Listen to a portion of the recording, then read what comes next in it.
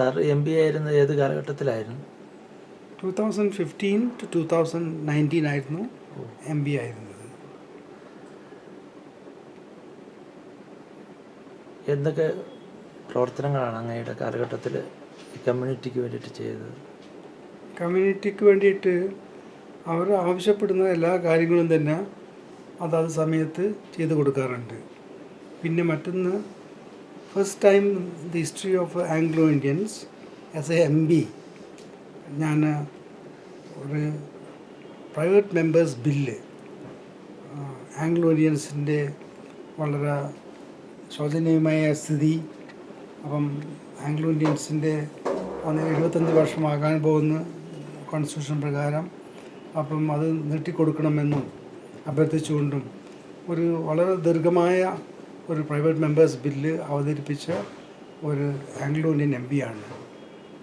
Anglo ഇന്ത്യൻസിനെ കാണാൻ വേണ്ടിയിട്ട് ഞാൻ രാജ്യം മുഴുവനും പോയിട്ടുണ്ടായിരുന്നു. മിക്ക സ്ഥലത്തും അവരുടെ സ്ഥിതി അത്ര നല്ലതല്ല, ഇൻക്ലൂഡിങ് കൊച്ചി, കൽക്കട്ട, പല സ്ഥലത്തും. ചില സ്ഥലങ്ങളിൽ അവർ വലിയ സ്കൂളുകൾ, നല്ല ഒന്നാന്തര സ്കൂളുകൾ നടത്തുന്നുണ്ട്. പിന്നെ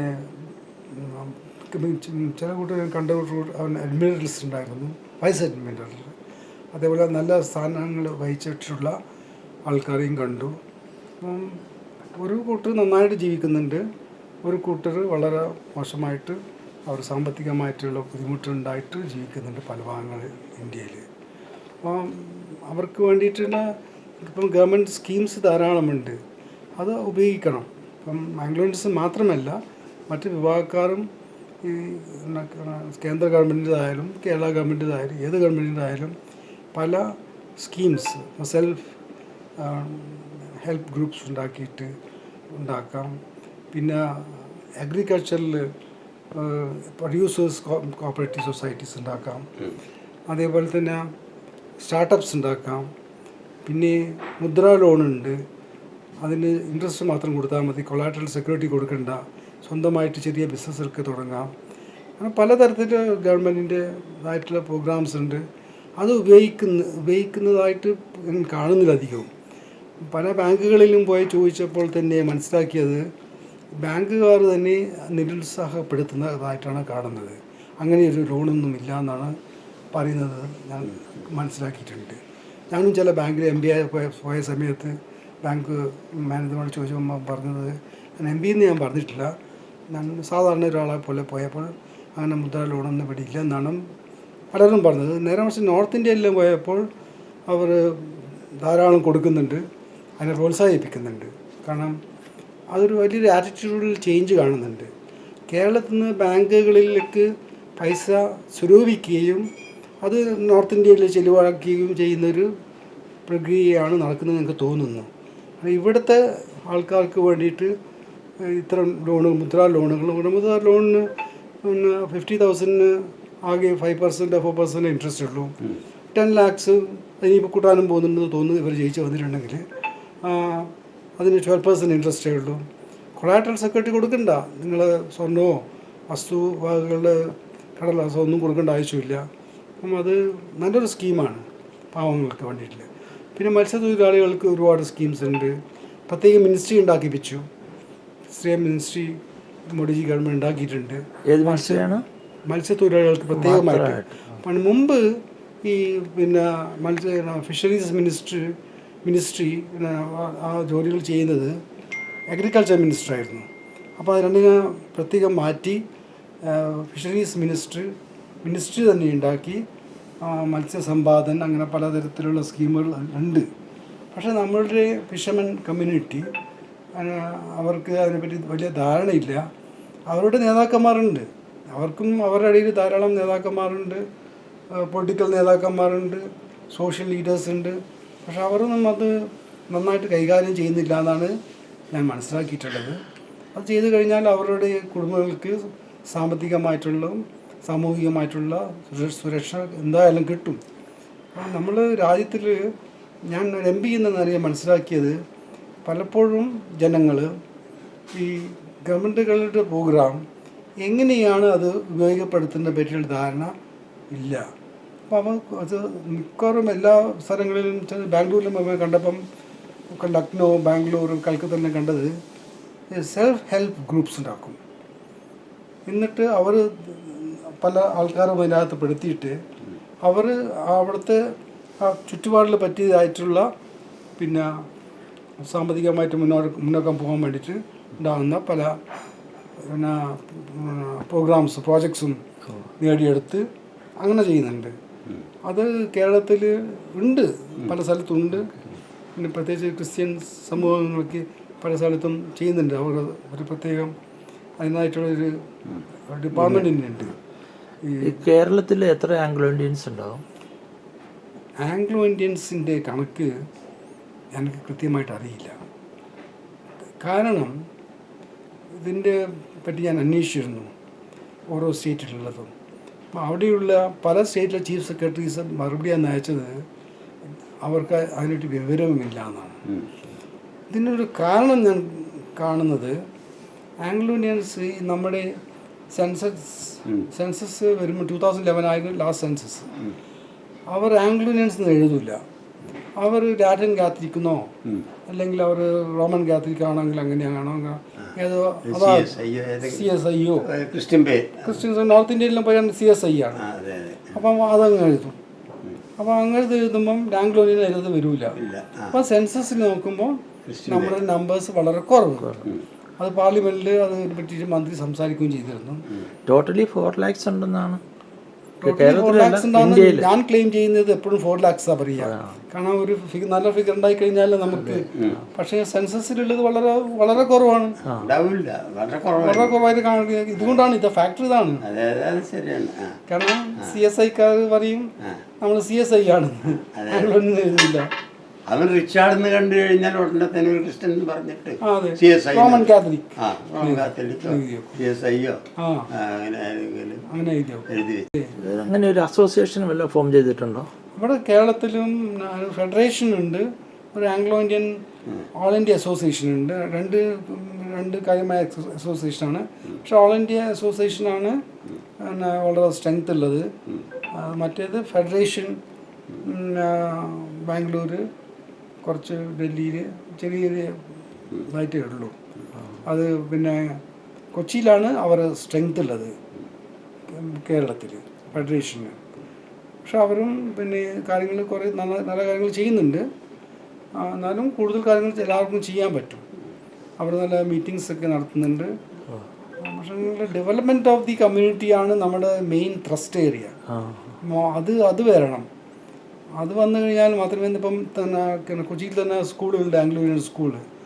അതിൻ്റെ നിലവാരവും ഞാൻ ഡെറാഡൂണിലോ അല്ലെങ്കിൽ ലക്നൗവിലോ അല്ലെങ്കിൽ കൽക്കട്ടയിലോ കണ്ട സ്കൂളിൻ്റെ നിലവാരത്തിൽ ബാംഗ്ലൂരൊക്കെ കണ്ട സ്കൂളിൻ്റെ നിലവാരമായിട്ട് നമുക്ക് തീരെ താരതമ്യം പെടുത്താൻ പറ്റില്ല. അവർ they are so well managed and there is lot of demand for such kind of schools. ഇവിടെയും ചെയ്യാൻ പറ്റും. ഏതൊരുത്തരും അതിന് വേണ്ടിയിട്ട് ശ്രമിക്കണം. മോദിജിയായിട്ട് നല്ല ബന്ധത്തിലാണെന്ന് കേട്ടിട്ടുണ്ട്. എന്തോ എങ്ങനെയായിരുന്നു? മോഡിജിയായിട്ട് ഞാനിതിൽ MP ആയിട്ട് പേര് അയച്ചു കൊടുത്തു, എൻ്റെ ബയോഡാറ്റ അയച്ചു കൊടുത്തു. അത് മാത്രമാണ് ഞാൻ ചെയ്തത്.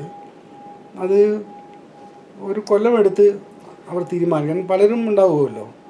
അങ്ങനെ ആംഗ്ലോ ഇന്ത്യൻസിൽ തന്നെ സുപ്രീം കോടതി ലോയേഴ്സ് ഉണ്ട്, വൈസ് അഡ്മിനിസ്ട്രേറ്റേഴ്സ് ഉണ്ട്, പിന്നെ അങ്ങനെ വലിയ ഹൈ പൊസിഷനിലുള്ള ആൾക്കാരൊക്കെ ഉണ്ട്.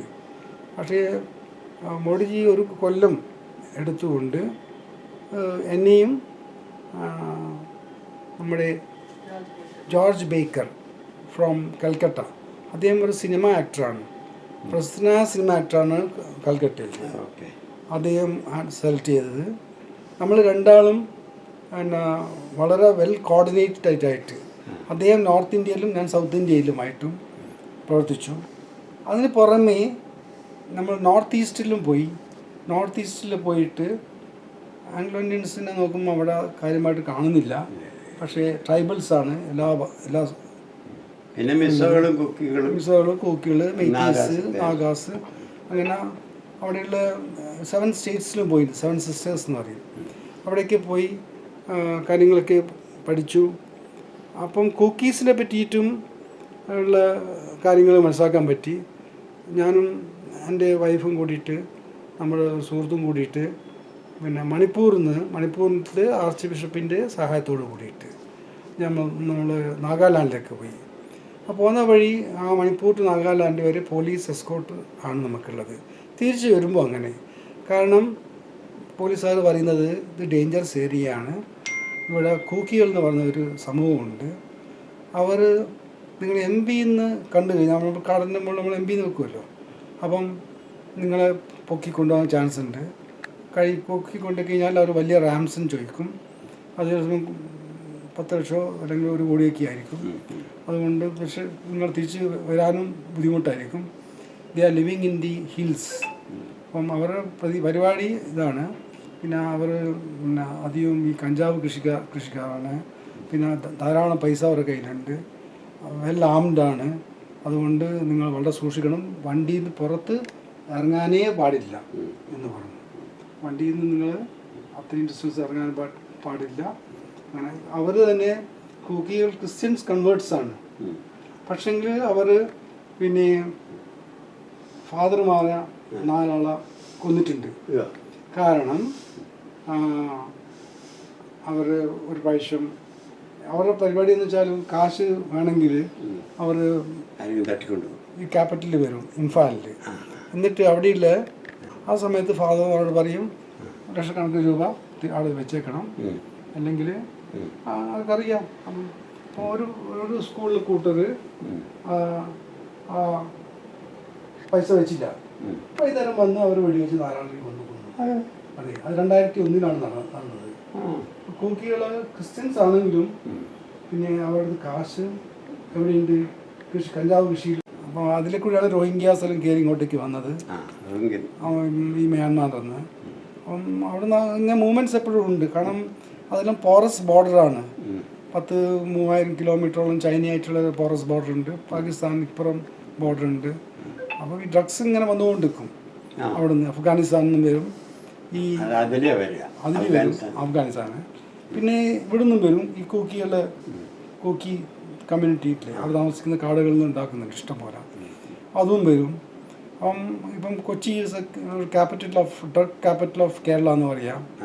അപ്പം കേരളത്തിലും അല്ല ഇന്ത്യ മുഴുവൻ തന്നെ ഡ്രഗ്സ് എത്തിക്കഴിഞ്ഞു, വന്നുകൊണ്ടിരിക്കുന്നുണ്ട്. കൺട്രോൾ ചെയ്യാൻ പറ്റുന്നില്ല, പല മാർഗങ്ങളിലൂടെയാണ് കൊണ്ടുവരുന്നത്. അപ്പം അങ്ങനെ ഒരു അനുഭവം ഉണ്ടായി അവിടെ. പക്ഷേ അവർ പൊതുവേ ഈ നോർത്ത് ഈസ്റ്റ് നമ്മൾ മനസ്സിലാക്കിയത് അവർ വളരെ പിന്നെ ഈ നമ്മുടെ ഇൻഡിപെൻഡൻ്റ് അല്ല, അവർ they are very peaceful actually.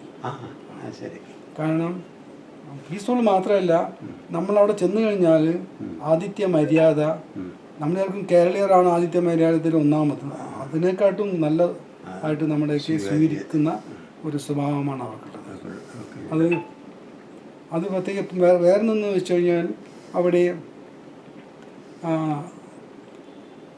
പെണ്ണുങ്ങൾക്കൊക്കെ രാത്രി നടന്നു പോകാനൊന്നും ഒരു വിഷമവുമില്ല, ആരും ഒന്നും ചെയ്യില്ല ഇല്ല.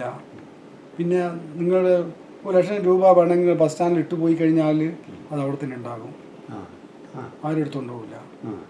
അത്ര നല്ലൊരു ജനതയാണത്. പക്ഷേ അവരെല്ലാം ഡിഫറെൻറ്റ് ട്രൈബ്സാണ്. അപ്പം ട്രൈബൽ ആയിട്ട് അവർക്ക് അങ്ങോട്ടും ഇങ്ങോട്ടും ഇഷ്ടമില്ല. ലാംഗ്വേജും കൾച്ചറും ഒക്കെ വ്യത്യാസമാണ്. പക്ഷേ ഇംഗ്ലീഷ് എഡ്യൂക്കേഷൻ അവിടെ ഈ മിഷണറിമാർ കൊണ്ടുവന്നുകൊണ്ട് ഇഷ്ടംപോലെ അറിയാം, നന്നായിട്ട് കമാൻഡ് ഓഫ് ലാംഗ്വേജ് ഉണ്ട്. അവിടെ മിസോറാമിൽ മനസ്സേ ഗോത്രക്കാരെന്ന് പറയുന്നതായിട്ടുള്ള അത് ഇസ്രായേൽ ഗോത്രക്കാരാണല്ലോ ഉള്ളത്. അവിടെ ഉണ്ട്, കണക്ഷൻ ഉണ്ടെന്ന് കേട്ട് മനസ്സിലായി. പക്ഷെ ഞാൻ നേരിട്ട് എനിക്ക് കാണാൻ പറ്റിയില്ല. സൊറാങ് തന്നെ അവിടുത്തെ മുഖ്യമന്ത്രി തന്നെ പറഞ്ഞത്. അതെ, അവർ ആൻസസ്റ്റേഴ്സ് ഫ്രോം ഈ ഇസ്രായേൽ അല്ല, ഇപ്പോൾ നിലവിൽ ഇസ്രായേൽ ആൻഷ്യന്റ് ഇസ്രായേലിന് വന്ന. So they maintain some connection between Israel and കാരണം ഇപ്പം ഇസ്രായേൽ ഉണ്ട്. അതിൽ കുറേ പേര് 1000 ആൾക്കാർ പോയിട്ടുണ്ട്. അതെ അതെ, എൻ്റെ പുസ്തകത്തിനകത്തൊരു ഭാഗമുണ്ട് ഉണ്ടല്ലേ. ഈ പുസ്തകം ഞാൻ ഡോക്ടർ അബ്രഹാം ബൻഹർ എഴുതിയിരിക്കുന്ന ബുക്ക്, ഇത് വളരെ വളരെ കാര്യപ്രശസ്തമായ ബുക്ക് തന്നെയാണ്. കാരണം വളരെ വെൽ സ്റ്റഡീഡ് ആയിട്ടുള്ളൊരു ബുക്കാണ്. എനിക്ക് തോന്നുന്നു ഇന്ത്യയിലോ ലോകത്തിൽ തന്നെ ഇങ്ങനെ ഇത്ര ഡീപ്പായിട്ട് സ്റ്റഡി ചെയ്തിട്ട് ഒരു ബുക്ക് വന്നിട്ടുണ്ടാവുന്നു. കാരണം ഇതിൻ്റെ കോംപ്ലിമെൻറ്റ്സ് പറയാന്ന് വെച്ചാൽ ഇത് വിഷമമുള്ള കാര്യമാണ്. കാരണം ഈ മെഗോലിത്ത് പീരീഡാണ്. മെഗോലിത്തിൻ പീരീഡിലുള്ള ആ സമയത്തുള്ള ടൂംസ് കണ്ടുപിടിച്ച് അതിന്റെ ചരിത്രം കണ്ടുപിടിക്കുക, അത് സന്ദർശിക്കുക സ്ഥലങ്ങള് സ്വന്തം പൈസ കൊടുത്തിട്ട്. അപ്പൊ രണ്ടുപേർക്കും എല്ലാ കൺഗ്രാജുലേഷൻസും അറിയിക്കുന്നു. ഇത് വളരെ ഭംഗിയായിട്ട് അച്ചടിച്ചിട്ടുണ്ട്. അപ്പൊ ഇതിന്റെ ഒരു ഇനോഗ്രേഷൻ കാര്യപ്പെട്ട ആളെ കൊണ്ട് തന്നെ നടത്തണം. പിന്നെ അതെ അതെ അതെ ഇതെല്ലാം വയനാട്ടിൽ ഉണ്ടല്ലേ? ഓ ഓക്കെ. അപ്പൊ ഇന്ത്യന്റെ പല ഭാഗത്തുമായിട്ട് ഉണ്ടെന്ന് തോന്നുന്നു. പിന്നെ കൃത്യമായിട്ടും കാശ്മീരിൽ നിന്ന് തുടങ്ങിയ കാശ്മീര് മറ്റേ യു പിയിൽ മിർസാപൂർ, പിന്നെ ജാർഖണ്ഡിൽ റാഞ്ചി, അങ്ങനെ തുടങ്ങി Chhattisgarh, Vidarbha, north India to south India, from Kashmir to Tirunelveli. അത് പാത്ത് ഓഫ് ഡോൾമെന്റ്സ് ആണ്, കല്ലറകളുടെ വഴുത്താൻ. ഇതെല്ലാം സെറ്റിൽമെന്റ്സ് ആണ്. ആ സെറ്റിൽമെന്റ്സ് എന്ന് വെച്ചാൽ ഇസ്രായേലിലെ ഗോലാൻ കുന്നിലും ജോർദാൻ താഴ്വരയിലും കാണുന്ന സെയിം സ്ട്രക്ചറിലുള്ള കല്ലറകളാണ് വയനാട്ടിൽ എൻ്റെ കാപ്പിത്തോട്ടത്തിലുള്ള. അപ്പം അതങ്ങനെ വെച്ചാൽ ലോസ്റ്റ് ട്രൈബാണ്. അവർ BC 6-ാം നൂറ്റാണ്ടിൽ കാശ്മീരിൽ കാബൂളിലെത്തി. BC 6. അതായത് അസീറിയൻ ബന്ദികളാണ്, പിന്നെ ബാബിലോണിയൻ ബന്ദികൾ. ആ രണ്ട് കൂട്ടർ അവിടെ നിന്ന് രക്ഷപ്പെട്ട് നോർത്ത് വെസ്റ്റേൺ ഇന്ത്യയിൽ, ഇന്നത്തെ പാകിസ്ഥാനിലും അഫ്ഗാനിസ്ഥാനിലെത്തി. പിന്നെ സെൻട്രൽ ഇന്ത്യയിലേക്ക് കടന്ന് ഉത്തര ഡക്കാനിലേക്കും കർണാടകത്തിലേക്കും വന്ന് കൊടകിലെത്തി. അല്ല, അവര് പിന്നെ ഒരു മൈഗ്രേഷൻ ആണെന്ന് വിചാരിക്കുക. ഇവരങ്ങനെയല്ല, ഇവര് അവിടെയും റിലീജിയസ് പെർസിക്യൂഷനിലാണ് വന്നത്. ഇറാനില് അങ്ങനെയാണ് പാർസീസ് ഇവിടെ വരുന്നത്. ഇവിടെയും പല സ്ഥലത്തും പോകുന്നത്. ഇവർക്കും അതേപോലെ പെർസിക്യൂഷൻ ഉണ്ടായിട്ടുണ്ടാവും. അല്ല, ആണല്ലോ. അതായത് BC 722 അസീറിയൻ ചക്രവർത്തി സർഗോൺ രണ്ടാമൻ ഇസ്രായേലിനെ ആക്രമിച്ച് 27,290 പേരെ ബന്ദികളാക്കി കൊണ്ടുപോയി ഹാലഹിലും ഗോസാ നദീതീരത്ത് ഹാബോരിലും മെദ്യ പട്ടണത്തിലും പാർപ്പിച്ചു എന്നുള്ളത് രാജാക്കന്മാരുടെ പുസ്തകത്തിലും ദിനവൃത്താന്തങ്ങളിലുണ്ട്. കറക്റ്റായിട്ട് ഉണ്ട്. അവർ ഒരു നൂറ്റാണ്ട് കാലത്തോളം അവിടെ ജീവിച്ചു, അടിമകളായി ജീവിച്ചത്. അത് BC 615 നെബൂഖദ്നേസറിൻ്റെ പിതാവ് നബൂഖദ്നേസർ ഇറാഖിനെ അസീറിയനെ ആക്രമിച്ച് നിനവെ പിടിച്ചെടുത്ത കാലത്ത് ആ യുദ്ധവേളയിൽ ഈ അടിമകളെല്ലാം അവിടെ നിന്ന് രക്ഷപ്പെട്ടു. ഒരു വിഭാഗം യൂറോപ്പിലേക്ക് പോയി. അത് കോക്സസ് പർവ്വത നിരകൾ കടന്ന് ബൾഗേറിയയിലേക്കും ഇറ്റലി മറ്റേ ജർമ്മനിയിലേക്കും ഫ്രാൻസിലേക്കും സ്പെയിനിലേക്കും ഇംഗ്ലണ്ടിലേക്കും എല്ലാം ഇത് കാണുന്നതിൻ്റെ അതിനുശേഷം ഹിറ്റ്ലർ വന്നിട്ട് അവരെ കൊല്ലുന്നത്. അതെ അതെ അതെ അതെ. അതിനുശേഷം അതിലൊരു വിഭാഗം ഇന്ത്യയിലേക്ക് വന്നു. അവർ കാബൂളില്, കാബൂൾ താഴ്വരയിലും തക്ഷശിലയിലും, പിന്നെ ഇന്ത്യയുടെ ഭാഗം, അതെ, അഖണ്ഡ ഭാരതത്തിന്റെ ഭാഗമാണ്. അവിടെ നിന്നിട്ട് ഇങ്ങനെ നോർത്ത് വെസ്റ്റേൺ ഇന്ത്യയിൽ കൂട്ടിയിട്ട് വന്നു. അത് കൃത്യമായിട്ടുള്ള റൂട്ടുണ്ട്, കറക്റ്റായിട്ട് ചരിത്ര പുസ്തകങ്ങളിൽ. അത് ബൈബിൾ കൊട്ടേഷനും സെക്യുലർ ഹിസ്റ്ററിയിലും എല്ലാവരും കൃത്യമായിട്ട് പറഞ്ഞു. വാസ്തവത്തിൽ പറഞ്ഞത് വളരെ ശരിയാണ്. എൻ്റെ വിശ്വാസം അതാണ്, കറക്റ്റായിട്ടാണ്. ഞങ്ങൾ 40 കൊല്ലമായി ഈ വിഷയത്തിൽ. കാരണം ഇത് ആരെയൊന്നും ആരും പറയുന്നില്ല. നമ്മളെ MGSും രാജഗുരുക്കളും രാഘവരമ്പഴത്താട് കേശവനൊക്കെ അവിടെ ഉണ്ടായിരുന്നല്ലോ. അവരൊക്കെ തന്നെ പക്ഷെ ആരും ഇത്ര ഡീപ്പായിട്ട് സ്റ്റഡി ചെയ്തിട്ടില്ല. ഇല്ല, അവരുടെ സബ്ജക്റ്റ് വേറെയാണ്. ഇപ്പൊ വെളുത്താട്ടിന്റെ സബ്ജക്റ്റ് എന്ന് വെച്ചാൽ the Brahmin settlement in Kerala എന്നാണ്. ദ ബ്രാഹ്മിൻ സെറ്റിൽമെന്റ് അത് വളരെ ബോധപൂർവമായിട്ട് പറഞ്ഞതാണ്. എന്താന്ന് വെച്ചാൽ സെന്റ് തോമസ് ഇവിടെ വന്നിട്ടില്ല എന്ന് സ്ഥാപിക്കാൻ. കാരണം സെന്റ് തോമസ് BC AD 52 വരുമ്പോൾ ഇവിടെ നമ്പൂരിമാരില്ല. നമ്പൂരി വരുന്നത് 7-ാം നൂറ്റാണ്ടിലാണ്. അപ്പോൾ എങ്ങനെയാണ് സെൻറ്റ് തോമസ് നമ്പൂരിമാരെ കൺവേർട്ട് ചെയ്തിട്ട് ക്രിസ്ത്യാനിയാക്കിയത്.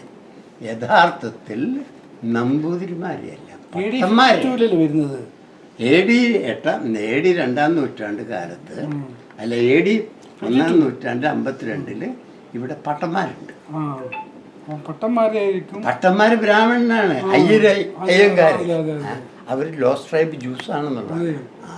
പട്ടന്മാര് ജൂതന്മാരാണ്. ഭട്ടറായി, ഭട്ടാചാര്യ, പത്ര, പട്ടര്, പട്ടേല് ഇവരെല്ലാം തന്നെ ജൂതനാണ്. റാവു, റെഡ്ഡി, ദസ് ഇവരെല്ലാം ജൂയിഷ് കൺവേർട്ടഡ് ഹിന്ദുസാണ്. പിന്നെ ഇവിടെ നസ്രാണീസ് ജൂയിഷ് കൺവേർട്ടഡ് ക്രിസ്ത്യനാണ്. പിന്നെ മുസ്ലിംസ്, ഗാന്, എഫ്രിഡി, ലവാനി, യൂസഫായി, ഇതൊക്കെ ആ ഗോത്രനാമങ്ങളാണ്. റബ്ബാനി എന്ന് വെച്ചാൽ രൂപേൻ ഗോത്രക്കാരാണ്. എഫ്രിഡി എന്ന് വെച്ചാൽ എഫ്രൈം ഗോത്രക്കാരാണ്.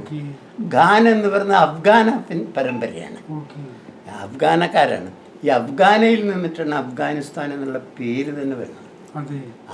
ഈ അഫ്ഗാന ആരാന്നറിയോ? അഫ്ഗാന എന്ന് പറയുന്നത് ശൗൽ രാജാവിൻ്റെ മകനായിട്ടുള്ള ജെർമിയുടെ മകനായിട്ടുള്ളവനാണ് അഫ്ഗാന. ഇവൻ കുട്ടിയായിരിക്കുന്ന സമയത്ത് അഫ്ഗാന യുദ്ധത്തിൽ കൊല്ലപ്പെട്ടപ്പോൾ ഈ അഫ്ഗാന കുട്ടീനെ എടുത്തു വളർത്തിയത് ദാവീദ. അതുകൊണ്ട് തന്നെ ഇവൻ കൊട്ടാരത്തിൽ വളർന്നത് ശലോമോന്റെ പ്രായമാണ്. അതുകൊണ്ട് ശലോമോൻ രാജാവായപ്പോൾ ഇവനായിരുന്നു സർവ്വസൈന്യാധിപൻ. അപ്പം അതുകൊണ്ട് തന്നെ ഇസ്രായേലിലെ നോർത്തും വെസ്റ്റുമായിട്ട്, നോർത്തും സൗത്തുമായിട്ട് തിരിച്ചപ്പോൾ യഹൂദിയയിൽ ശലോമോൻ രാജാവായി, അഫ്ഗാന സർവ്വസൈന്യാധിപനായി അവരെ പരമ്പര കഴിഞ്ഞ സമയത്ത് പിന്നീട് ഈ നെബൂഖദ്നേസർ ആക്രമിക്കുമ്പോൾ ഈ എസ്യോൻ ഗേബർ ചെങ്കടലിലേക്ക് തുറക്കുന്നതായിട്ടുള്ള തുറമുഖമാണല്ലോ ഇവരുടെ ഇസ്രായേലിൻ്റെ തുറമുഖം, എസ്യോൻ ഗേബർ. അത് ഏലോത്ത്. ഈ ഏലോത്ത് തുറമുഖത്ത് നിന്ന് തർസീസ് കപ്പൽ മുഖേന നൂറ്റിക്കണക്കിന് അല്ലെങ്കിൽ ആയിരക്കണക്കിന് ആൾക്കാർ കയ്യിൽ കിട്ടാവുന്നതായിട്ടുള്ള സ്വർണവും രത്നങ്ങളും മക്കളെ എടുത്തുകൊണ്ട് അവർ കടന്ന് ഗൾഫ് കടന്നിട്ട് അറബിക്കടലിൻ്റെ തീരം വഴി കറാച്ചിയിൽ വന്നിറങ്ങി. അപ്പോൾ കറാച്ചിയിലും മക്രാനിലും ബലൂചിസ്ഥാനിലും സിന്ധിലും എല്ലാം തന്നെ ഇവരെ കല്ലറകളുണ്ട്. അത് കല്ലറകളുടെ അതൊക്കെ ലോസ്റ്റ് ട്രൈബ് ജ്യൂസിൻ്റെയാണ്. ആ ജനങ്ങൾ പിന്നീട് സൗത്ത് ഇന്ത്യയിലേക്ക് തെക്കോട്ട് വന്നു. ഈ വന്നവരെവിടെയെല്ലാം താമസിച്ചോ അവിടെ എല്ലാം തന്നെ ഇവരെ ശവക്കോട്ടകൾ സ്ട്രക്ചർ നമ്മൾ കാണുമ്പോൾ അതിനൊരു ഇസ്രായേലി ടച്ച് ഇല്ലേ? അത് തന്നെ ഗോലാൻ കുന്നിലെയും ജെറുസലേം കുന്നിൻ ചെരുവിലെയും ജോർദാൻ താഴ്വരയിലുമുള്ള കല്ലറകളുടെ അതേപോലെ തന്നെയാണ് നമ്മളെ വയനാട്ടിലുള്ള കല്ലറകൾ അല്ലെങ്കിൽ കാശ്മീരിലുള്ള ഇവിടെയുള്ളത് തന്നെ. പക്ഷെ ഒരു പ്രോസറും ഇതിങ്ങനെ പറഞ്ഞിട്ടില്ല. എല്ലാവരും ഒരുപാട് കാര്യം അതിന്റെ മുകളിൽ എന്തെങ്കിലും എൻഗ്രേവ് ചെയ്തിട്ടുണ്ടോ? ഉണ്ട്. അത് കാശ്മീരിലെ ബിജ്ബിഹാരയിലെ, അതായത് നമ്മളെ ശ്രീനഗറിന്റെ തൊട്ടടുത്തുള്ള ഒരു ഗ്രാമമാണ് ബിജ്ബിഹാര. അവിടെ ഒരു കല്ലറയിൽ ഹിബ്രു ലിഖിതമുള്ളതായിട്ടുള്ളതുണ്ട്. ഹിബ്രു തന്നെ ഒറിജിനൽ. അത് തന്നെ. അത് ഞാൻ പുസ്തകത്തിൽ എഴുതിയിട്ടുണ്ട്. അത് റെക്കോർഡാണ് എല്ലാ പുസ്തകങ്ങളിലും, ഉറുദുവിലും മറ്റേ ഒരു അറബി പുസ്തകങ്ങളിലൊക്കെ വന്നിട്ടുണ്ട്. അപ്പോൾ ഹിബ്രു ലിഖിതമുള്ള ഒരു ബറിയൽ സൈറ്റ് ഉണ്ടാകണമെങ്കിൽ, ഒരു ഡോൾമെൻ ഉണ്ടെങ്കിൽ അത് യൂതന്റെ തന്നെ ആയിരിക്കുമല്ലോ, ഉറപ്പല്ല. അത് BC 6-ാം നൂറ്റാണ്ടില്ല കാർബൺ ഡേറ്റിംഗ് നടത്തിക്കൊണ്ട്. അപ്പോൾ കാർബൺ ഡേറ്റിംഗിലാണ് ഇതെല്ലാം പറയുന്നത്. വയനാട്ടിലെ നടത്തിയത് അത് ഔദ്യോഗികമായിട്ട് നമ്മൾ ഡെക്കാൻ കോളേജ് ഇതൊക്കെ പിന്നെ കാർബൺ ഡേറ്റിംഗ് പിന്നെ യൂണിവേഴ്സിറ്റിക്കാർ നടത്തിക്കൊണ്ട് ആർക്കിയോളജിക്കൽ സർവേ ഓഫ് ഇന്ത്യ സ്ഥിരമായിട്ട് ചെയ്യുന്നുണ്ട്. അപ്പോൾ ഇതിൻ്റെ വളരെ ഇമ്പോർട്ടൻ്റ് ആയിട്ടുള്ള ഈ കാര്യം ഞാൻ പറയുന്നത് റിച്ചാർഡിന് സമയം കിട്ടുമെങ്കിൽ എഴുതാൻ പറ്റുമെങ്കിൽ ഈ ഒരു ആസ്പെക്റ്റ് വെച്ചുകൊണ്ട് നിങ്ങളുടെ ഒരു സ്വന്തമായിട്ട് ഞാൻ പുസ്തകം ധരിക്കാൻ കൊടുത്തിട്ടുണ്ട്.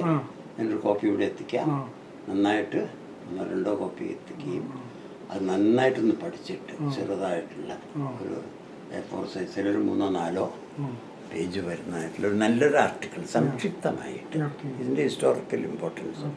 ഇതെന്താ വെച്ചാൽ ഞാനിത് 5 പാർട്ടായിട്ടാണ്. 1 mythology, 2 history, 3 archaeology, 4 anthropology, 5 etymology. എല്ലാ ആസ്പെക്ട്സും കവർ ചെയ്യുന്നു. അത് അങ്ങനെയാണല്ലോ നമ്മൾ പഠിച്ചത്. അതെ, യൂണിവേഴ്സിറ്റി നമുക്കൊരു പഠിത്തം കിട്ടിയിട്ടില്ല. പക്ഷേ അതിൻ്റെ ഒരു ഇത് വെച്ചിട്ടാണ് നമ്മളിത്. പക്ഷെ ഇത് നമ്മൾ ആരോടും അങ്ങനെ പറയുന്നതല്ല. പക്ഷെ ഇങ്ങനെ വെച്ചാലാണ്. കാരണം മിത്തോളജി എന്ന് പറഞ്ഞിട്ടുള്ള ആസ്പെക്ട് ചേർന്ന് ഞാൻ സ്റ്റാർട്ടിങ് ഫ്രം ഏതൻ, ഏതനിൽ നിന്നാണ് തുടങ്ങുന്നത്. ഈ ഏതൻ വിഷയം പഠിക്കാൻ വേണ്ടിയിട്ട് തന്നെ 2-3 കൊല്ലം തന്നെ ഞാൻ എടുത്തു. എന്തോ അപ്പം അതുകൊണ്ട് നല്ല ഉഷാറായിട്ട് വരും. അതല്ലേ ഉള്ളൂ. 71 മോശമല്ല. ഏതായാലത്തിലൊക്കെ എത്തിയല്ലോ ഒന്ന്. അതിൽ മോശമൊന്നുമില്ല. സാറിന് ലോകത്തിന് നൽകാനുള്ള ഒരു സന്ദേശം എന്താണ്? ലോകത്തിൽ വേണ്ടുന്നത് പീസ്, സമാധാനം. ഇപ്പം തന്നെ കാണുന്നില്ലേ, എല്ലാ ഭാഗത്തും തന്നെ യുദ്ധങ്ങൾ നടക്കുകയാണ്. എത്രയോ ആൾക്കാർ മരിക്കുകയാണ്. അതിലിപ്പോൾ പിന്നെ പകുതിയിലധികം ആൾക്കാരും യാതൊരു ബന്ധവും ഉണ്ടാവില്ല യുദ്ധവുമായിട്ട്. അപ്പോൾ ഒരു പീസ്ഫുൾ വേൾഡ്, അത് ഇന്ത്യയും ആഗ്രഹിക്കുന്നത് അത് തന്നെയാണ്, പീസ്ഫുൾ വേൾഡ്. നമ്മൾ അനാവശ്യമായിട്ട് ഒരു രാജ്യത്തിനും അറ്റാക്ക് ചെയ്തിട്ടില്ല. അതൊരു ഇന്ത്യൻ എത്രയോ കൊല്ലങ്ങളിലുള്ള ഒരു കൾച്ചറാണ്. വളരെ ഏൻഷ്യൻ്റ് ആയിട്ടുള്ള living civilization. Only living civilization in the world is India. എന്തുകൊണ്ടുണ്ടായി അങ്ങനെ? ശാന്തി, എല്ലാം ശാന്തിയാണ്, എല്ലാം പീസ്ഫുള്ളാണ്. നമ്മൾ ആരെയും അങ്ങോട്ട് ബുദ്ധിമുട്ടിച്ചിട്ടില്ല, എല്ലാവരും ഇങ്ങോട്ട് വന്ന് ബുദ്ധിമുട്ടിച്ചിട്ടേ ഉള്ളൂ. എന്നിട്ടും ഈ രാജ്യം ഒരു വലിയ രാജ്യമായിട്ട് ഒറ്റക്ക് നിൽക്കുന്നത് തന്നെ ഒരു മഹാ അത്ഭുതം തന്നെയാണ്, അല്ലേ? അല്ലെങ്കിൽ ഇപ്പോൾ ആഫ്രിക്കൻ രാജ്യങ്ങളെല്ലാം കർഷക മുറിഞ്ഞു പോയില്ലേ? ഇത്രയും വലിയ രാജ്യം നിൽക്കുന്നുണ്ട്. ഇത്രയും ജനങ്ങളും വ്യത്യസ്തങ്ങളായിട്ടുള്ള കൾച്ചറും വലിയ ഉണ്ടായിട്ടും നമ്മൾ ഒരു രാജ്യമായിട്ട് നിൽക്കുക എന്ന് പറഞ്ഞ ഒരു മഹാ അത്ഭുതം തന്നെയാണ്, ഒരു എക്സെപ്ഷണൽ ആയിട്ടുള്ള കാര്യമാണ്. Piece in the world is my message. അതുകൊണ്ടാണല്ലോ ബുദ്ധന്റെ നാടായതുകൊണ്ട് ആ സമാധാനം. അതെ, ബുദ്ധൻ തന്നെ ഇവിടെ വന്ന് പഠിച്ചു പോയി എന്നുള്ളതാണ് സമാധാനം. അങ്ങനെയും പറയുന്നുണ്ട്. അതെ, ഇവിടെ വന്ന് പഠിച്ചിട്ടുണ്ടാകണം. കാരണം ക്രിസ്തുവിന്റെ അല്ല, ബുദ്ധന്റെ ഒന്നാമത്തെ ശിഷ്യൻ ക്രിസ്തു ആണല്ലേ? അതെ, ഏറ്റവും അടുത്ത ശിഷ്യൻ ദൈവപുത്രനാന്നൊക്കെ പറയുന്നുണ്ട്. പക്ഷെങ്കിലും അദ്ദേഹത്തിന്റെ വചനങ്ങളിൽ തന്നെ കാണാം. അല്ല, ഒരു യഹൂദന്റെ കൾച്ചർ അല്ലല്ലോ. അല്ലല്ല, യഹൂദനാണെങ്കിലും യഹൂദന്റെ കൾച്ചർ അത് ഇന്ത്യൻ ബുദ്ധിസ്റ്റ് സ്വാധീനം അങ്ങനെ വായിച്ചു പല സ്ഥലത്തും. അപ്പം അതുകൊണ്ടാണ് ഈ ബുദ്ധിസ്റ്റ് കമ്മ്യൂണുകളിൽ നിന്നിട്ടാണ് ക്രിസ്ത്യൻ കമ്മ്യൂണുകൾ ഉണ്ടാകുന്നത്. അതൊക്കെ ആ പാരമ്പര്യമാണ്. ഓക്കെ, അതാണ് ക്രൈസ്റ്റും പറയുന്നത്, പീസ്, സമാധാനം, ശാലോം എപ്പോഴും പറയുന്നത് നമുക്ക് സമാധാനം. That's the first priority. Love your neighbour, അല്ലേ? അത് തന്നെയാണല്ലോ ഹാപ്പിനെസ് ഇൻഡെക്സിലെ ക്രിസ്ത്യൻ രാജ്യങ്ങളാണല്ലോ ഫസ്റ്റ് കാണുന്നത്. എല്ലാം 8, 10, 12, 15 വരെ എടുത്താലും എല്ലാം ക്രിസ്ത്യൻ രാജ്യങ്ങളാണ്. ഹാപ്പിനെസ് ഇൻഡെക്സിൽ ക്രിസ്ത്യൻ രാജ്യങ്ങളാണ്. അത് അതിൻ്റെതായിട്ടുള്ള കാരണം ഇതാണ്. അടിസ്ഥാനപരമായിട്ടും ക്രൈസ്തവ ദർശനവും ഈ പറയുന്ന ബിബ്ലിക്കൽ സ്റ്റഡീസും പഠനങ്ങളും അതിൻ്റെ ആരാധനയുമാണെന്നുള്ളതാണ്. നമ്മളിപ്പോൾ വേറെ എന്ത് പറഞ്ഞാൽ സ്പിരിച്വൽ മാത്രമല്ല, അതിൻ്റെ ലാംഗ്വേജ്, പിന്നെ അതിൻ്റെ മെസ്സേജ്, അതിൻ്റെ കവിതകൾ, സെർമൺ ഓൺ ദ മൗണ്ട്, അതൊക്കെ വായിച്ചു കഴിഞ്ഞാൽ നമ്മുടെ മനസ്സ് തന്നെ ശുദ്ധീകരിക്കപ്പെടും ഓട്ടോമാറ്റിക്കായിട്ട്. അതാണ് ബൈബിൾ ലോകത്തിലെ ഏറ്റവും വലിയ അത്ഭുതം ബൈബിളാണ്. അത് എഴുതപ്പെട്ടത് ഏറ്റവും അധികം ട്രാൻസ്ലേറ്റ് ചെയ്യപ്പെട്ട ബുക്കും 2500 ഭാഷകൾ. ഏറ്റവും കൂടുതൽ ജനങ്ങൾ വായിച്ചിട്ടുള്ളത്. ഇപ്പോഴും വായിച്ചുകൊണ്ടിരിക്കും. ഈവൻ വയനാട്ടിലെ ആദിവാസികളുടെ ഭാഷയിൽ, ഊരാളികളുടെ ഭാഷയിൽ ബൈബിള് എൻ്റെ അടുത്തുണ്ട്. ഒരുത്തിൻ്റെ അടുത്ത് ഞാനിത് കണ്ടിട്ട് എനിക്ക് വേണമെന്ന് അപ്പം ഞങ്ങളിവിടെ ഒരു ചിത്രം കാണുന്നുണ്ട്. ആ ചിത്രത്തിൽ തന്നെ നോക്കിയാൽ ഞാനൊരു മെമ്മോറാണ്ടം കൊടുക്കുകയാണ്. അപ്പോൾ അത് മെമ്മോറാണ്ടം എന്ന് പറഞ്ഞാൽ ഇന്ത്യക്കാർ ധാരാളം ന്യൂസിലാൻഡിൽ ഇപ്പോൾ ഉണ്ട്. അപ്പം വെല്ലിംഗ്ടൺ ആണ് ക്യാപിറ്റൽ. അവിടെയാണ് എംബസിയും കാര്യങ്ങളൊക്കെ ഉള്ളത്. അപ്പോൾ ഇന്ത്യക്കാർ എൻ്റെ അടുത്ത് ഡൽഹിയിൽ എം പി ആയ സമയത്ത് വന്ന് കുറച്ച് ആൾക്കാർ വന്ന് പറഞ്ഞു നമുക്ക് ഓക്ലാൻഡ് എന്ന് പറഞ്ഞ സ്ഥലത്ത് ഓക്ലാൻഡ് അവിടെ ഒരു കോൺസുൽ ജനറൽസ് ഓഫീസ് തുടങ്ങി തരണം. അപ്പോൾ ഞാൻ എഴുതി വാങ്ങിച്ചു. അതിൻ്റെ മെമ്മോറാണ്ടം കൊടുത്തത് അദ്ദേഹത്തിന്. അപ്പം പ്രധാനമന്ത്രി അത് പാസ്സാക്കി. ഓക്ലാൻഡിൽ കോൺസുൽ ജനറൽ ഓഫീസുണ്ട്. അത് സുഷമ സ്വരാജും സഹായിച്ചു, അന്നത്തെ മിനിസ്ട്രി.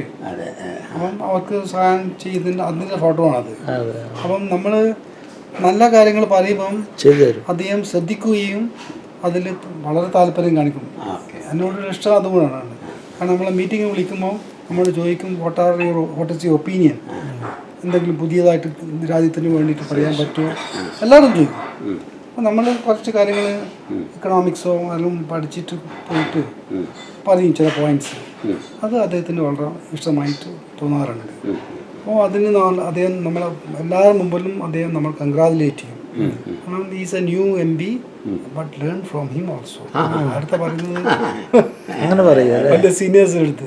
കാരണം നമ്മൾക്ക് നമ്മളെ ഏൽപ്പിക്കുന്ന ഒരു കാര്യം അത് എത്രയും നന്നായിട്ട് ചെയ്യാമെന്നാണ് നമ്മൾ പഠിപ്പിച്ചിട്ടുള്ളത്. അത് ഇപ്പോഴും കണ്ടിന്യൂ ചെയ്യുന്നു. ഇപ്പോഴും I have contacts with the honourable prime ministers office. പലരും പല ആവശ്യങ്ങൾക്ക് വേണ്ടിയിട്ട് പറയും, പല മന്ത്രിമാരുമായിട്ട് കോണ്ടാക്ട് ചെയ്യാൻ സഹായങ്ങൾക്ക് വേണ്ടിയിട്ടാണ്. അപ്പം അത് within the regulations and rules and regulations, if the minister can help, I'll ask the minister to help. I have no personal interest in the matter. അപ്പോൾ അത് ഇപ്പോഴും നല്ല കോണ്ടാക്ട് ഉണ്ട്. കാരണം അദ്ദേഹം പിന്നെ എന്നെ ഓഫീസിൽ വിളിച്ചിട്ട് ജോർജ് ബേക്കറി മറ്റേ MP-നെയും നമ്മൾ പറഞ്ഞത് you are all Christians, you help your community. But at the same time India is A large country with different cultures. അപ്പം ആർക്കൊക്കെ സഹായം ചെയ്യാൻ പറ്റുമോ ചെയ്യാം. ഇൻക്ലൂസീവ് ഗ്രോത്ത് ആണ് അദ്ദേഹത്തിൻ്റെ ഒരു മേജർ പ്രിൻസിപ്പിൾ. എല്ലാവരും നന്നാക്കുക. നമ്മൾ പഠിപ്പിച്ചതാണ് ആദ്യം ഫസ്റ്റ് വിളിച്ചിട്ട്. So attend to everybody's needs എന്നാണ് ഒരു മെസ്സേജ്, സ്ട്രോങ് മെസ്സേജ്. അങ്ങനെ കുറച്ച് നേരം സംസാരിച്ചു. പിന്നെ ശേഷം മീറ്റിങ്ങുകൾ കാണുന്നുണ്ട്. എൻ്റെ ഹെൽത്ത് ഇങ്ങനെ ആയപ്പോൾ അദ്ദേഹം വളരെ അടുത്ത് വന്ന് എപ്പോഴും പറയും, ചാർജി please take care of you health. അങ്ങനെ നമുക്കൊരു ആത്മീയ ബന്ധം അധികമായിട്ടുണ്ട്. അങ്ങനെ ഇത് അന്നുള്ള സമയത്ത് last year of the term ഒരു വടി എടുത്തിട്ടായിരുന്നു ഞാൻ അന്ന് പാർലമെന്റിൽ പോയിരുന്നത്. എന്നാലും ഞാൻ ലാസ്റ്റ് വരെ പോയിരുന്നു. ഒരു മാസം ട്രീറ്റ്മെന്റിന് വേണ്ടിയിട്ട് അവിടെ നോക്കിയായിരുന്നില്ലേ? അവിടെ നോക്കിയിരുന്നു. പക്ഷേ അവിടെ ഫിസിയോതെറാപ്പി അത് നന്നായിട്ടില്ല. അതുകൊണ്ട് ഐ കെയിം ബാക്ക് ടു നമ്മുടെ കോട്ടക്കലിൽ പോകുന്നതിന് മുന്നിട്ട് നമ്മുടെ CSIൻ്റെ വലിയൊരു ഹോസ്പിറ്റലില്ലേ, കോയമ്പത്തൂരിൻ്റെ അപ്പുറം വെല്ലൂർ, അവിടെ പോയി അവിടെ ചികിത്സിച്ചു. ഫിസിയോതെറാപ്പി ഒക്കെ വളരെ ഗ്രാൻഡായിട്ട് ചെയ്തു അവിടെ നിന്ന് ചെയ്തു. അങ്ങനെ പിന്നെ അവിടെ നിന്ന് അങ്ങനെ പല ഹോസ്പിറ്റലുകളിലും പ്രശസ്തമായ ഹോസ്പിറ്റലുകളിലും ഡോക്ടർമാരെയൊക്കെ കണ്ടിരുന്നു. നമ്മൾ ചെയ്യേണ്ടത് movement, walk, do some physiotherapy and control your self. പിന്നെ വായിക്കുക, എഴുതുക. Recently I written a book now, 3rd or 4th book ആയത്. ബുക്കിൻ്റെ പേരെന്താണ്? Windmills of the mind and happiness odyssey. അതിലാണ് നിങ്ങളെപ്പറ്റിയൊക്കെ പറയുന്നുണ്ട്. എൻ്റെ കോളേജ് ജീവിതത്തിൻ്റെ ഒരു ഭാഗമാണത്, മറക്കാൻ പറ്റാത്തത്. ബെൻഹറിയും ഒരിക്കലും മറക്കാൻ പറ്റില്ല. എൻ്റെ ക്ലാസ്മേറ്റ് ഉണ്ടായിരുന്നു അന്ന്, പ്രൊഫസർ എബ്രഹാം. അപ്പം നമ്മളെല്ലാം കൂട്ടുകാരായിരുന്നു അന്ന്. അല്ല നമ്മളെവിടെ അങ്ങനെ തന്നെ. അതെ.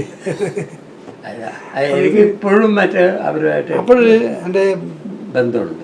അപ്പം നമ്മളെപ്പോഴും ആലോചിക്കും എങ്ങനെയാണ് ബെൻഹർ എന്നുള്ള പേര് കിട്ടിയെന്ന്. ഞാനത് പെന്നയുമായിട്ട് എടുത്താണ്. കാരണം എന്താ വെച്ചാൽ ഞാനന്ന് നമ്മൾ സോഷ്യലിസ്റ്റ് റവല്യൂഷണറി ആയതുകൊണ്ട് ചില കാര്യങ്ങളെല്ലാം തന്നെയും പേര് വെക്കാതെ സ്കോട്ടിഷ് അല്ലായിരുന്നോ? സ്കോട്ടിഷാണ് എൻ്റെ അച്ഛൻ. അച്ഛൻ്റെ പേരെന്തായിരുന്നു? RWM Hay. ഏത് പീരീഡിലാണ് ഇന്ത്യയിൽ വന്നത്? അച്ഛനുള്ളത് സെക്കൻഡ് വേൾഡ് വാർ കഴിഞ്ഞ പാട് തന്നെ പല രാജ്യങ്ങളിലേക്ക് പോയല്ലോ. ആ കൂട്ടത്തിൽ അദ്ദേഹം ഇന്ത്യയിലേക്ക് വന്നു. ഇവിടെ എസ്റ്റേറ്റ് രക്ഷപ്പെട്ടുകൊണ്ട് യുദ്ധത്തിൽ നിന്ന് ഇവിടെ എസ്റ്റേറ്റ് ഉണ്ടാക്കിയോ?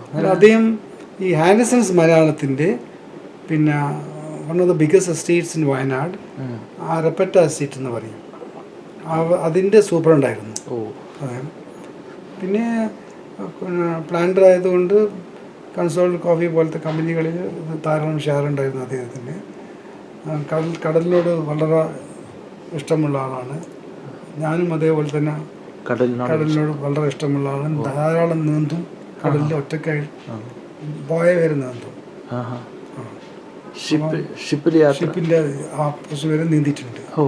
അച്ഛൻ സ്ഥിരമായിട്ട് നിന്നാണ് അദ്ദേഹം ജീവിച്ചിരുന്ന കാലത്ത്. അവർക്കെല്ലാം കടലിനോട് അന്നേയുള്ള ഈ സ്കോട്ടിഷുകാർക്കെല്ലാം അവിടേക്ക് കടലും ലോക്സ് എന്ന് പറയും, ലേക്സിന് അതിലുള്ള സ്ഥലമാണല്ലോ. വെള്ളത്തിനോട് വളരെ. ഇപ്പോൾ എസ്റ്റേറ്റ് ടാറ്റയ്ക്ക് കൊടുത്തോ? ഇപ്പം Tata coffee, consolidated coffee Tata വാങ്ങിച്ചല്ലോ. എസ്റ്റേറ്റുകൾ വല്ലതും ഉണ്ടോ ബാക്കി? ഇല്ല, നമ്മൾ കൺസോൾ വിറ്റാണ്. കാരണം ഒന്നും നോക്കാനാണ്. അല്ല, കൺസോൾഡ് കോഫിയിൽ ഷെയർ എടുത്തു. എടുത്തു. അപ്പോൾ അത് വിറ്റിട്ട് നമ്മൾ വീടുകളൊക്കെ ഉണ്ടാക്കി, പുതിയ വീട് ഉണ്ടാക്കി. അങ്ങനെ പിന്നെ കുട്ടികളെ ചിലവ് എല്ലാം